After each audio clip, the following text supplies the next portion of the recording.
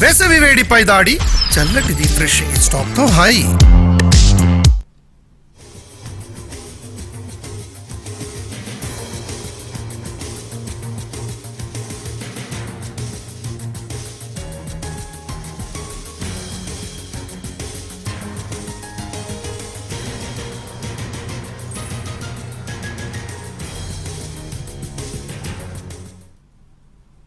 ఏపీలో టీచర్ల బదిలీల వ్యవహారంపై వివాదం ముదురుతోంది. బదిలీల వ్యవహారంలో అటు టీచర్లు ఇటు ప్రభుత్వం వెనక్కి తగ్గేదే లేదని అంటున్నాయి. మాన్యువల్ విధానంలో బదిలీలు చేయాలన్న డిమాండ్తో ఆందోళన చేస్తున్నారు ఉపాధ్యాయులు. అయినా సరే విద్యాశాఖ వెనక్కి తగ్గడం లేదు. వెబ్ కౌన్సిలింగ్ విధానంతో బదిలీలకు షెడ్యూల్ ప్రకటించింది. దీంతో భవిష్యత్తు కార్యాచరణ ప్రకటించింది ఉపాధ్యాయ సంఘాల ఐక్యవేదిక. ఇవాళ డీఈఓ కార్యాలయాల ఎదుట నిరాహార దీక్షలు చేపట్టాలని పిలుపునిచ్చింది.